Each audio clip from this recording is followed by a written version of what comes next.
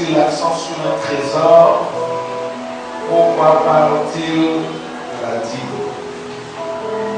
Et il dit, afin qu'il y ait de la nourriture dans ma maison.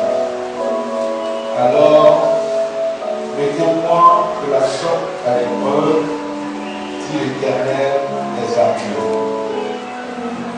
Et vous verrez si je n'ouvre pas pour vous les écluses des cieux, si je ne répands pas sur vous la bénédiction en abondance.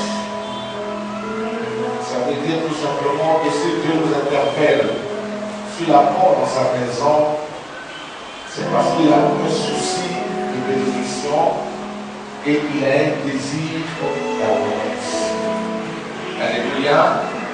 Dieu a un souci de bénédiction pour son peuple et il a un désir d'abondance. Dieu veut bénir son peuple. Dieu veut que l'abondance soit le partage de son peuple. Et pour que la bénédiction et l'abondance soient le partage du peuple de Dieu, une condition de l'abondance, c'est la bénédiction par apporter. Ça veut dire que si on n'apporte pas dans la maison de l'Éternel du trésor, si on n'apporte pas dans la maison de l'Éternel la dîme, la bénédiction et l'abondance ne peuvent pas être notre partage. Ça veut dire tout simplement que Dieu tient compte de l'épreuve qui veut devant toi, qui est le trésor, le demande la bonté et la dîme, pour que la bénédiction s'attache à toi. Alors que si nous parlons ici du trésor et de la dîme, c'est une épreuve, parce que n'importe pas qui veut dans la maison de Dieu. Alléluia. Et n'a pas le souci du trésor qui veut dans la maison de Dieu. Le chrétien qui s'oppose au trésor dans la maison de Dieu, le chrétien qui s'oppose à la dîme, ne peut pas connaître l'abondance et la bénédiction de Dieu. Alléluia. Or, celui qui doit apporter un trésor, le trésor devient pour lui une épreuve. Celui qui doit apporter sa dîme, la dîme devient pour lui une épreuve. Alléluia. Mais qu'est-ce que Dieu nous veut dire, veut nous faire comprendre par l'épreuve? Quand il nous dit, mettez-moi de la sorte à l'épreuve. Alléluia. Dieu veut nous emmener à un surpassement. Dis Amen. Dieu veut nous emmener à un surpassement. Parce que celui qui ne se surpasse pas dans la maison de Dieu ne peut pas connaître la bénédiction de Dieu. Ne peut pas connaître, alléluia, l'abondance de Dieu. Mais le thème qui nous réunira tout le long du mois de novembre est l'épreuve de la bénédiction. L'épreuve de la bénédiction. Là où il y a bénédiction, une épreuve s'impose. Alléluia.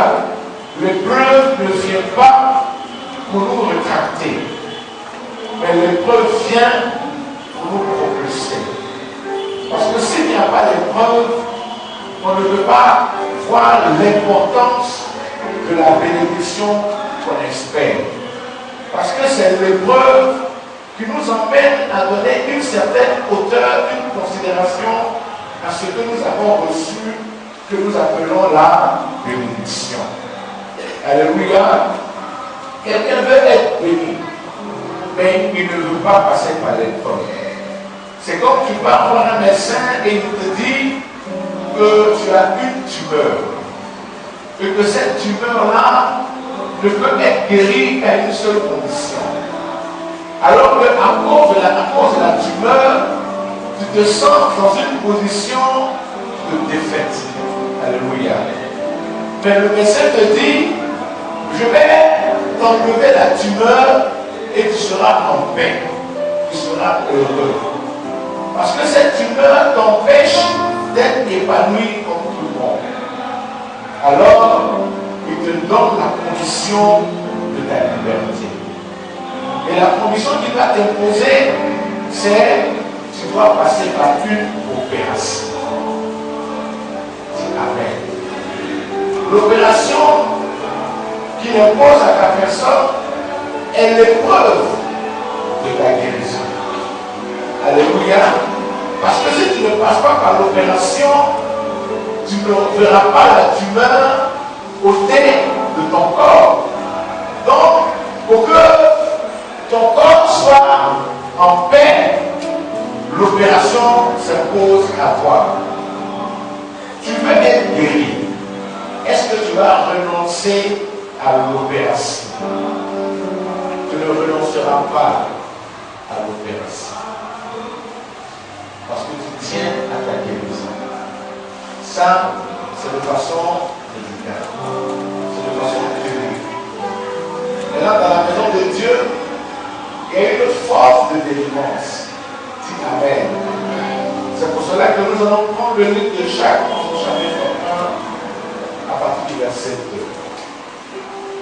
Quand nous prenons le livre de Jacques, au chapitre 1, à partir du verset 2, le Seigneur va nous définir l'épreuve. Alléluia.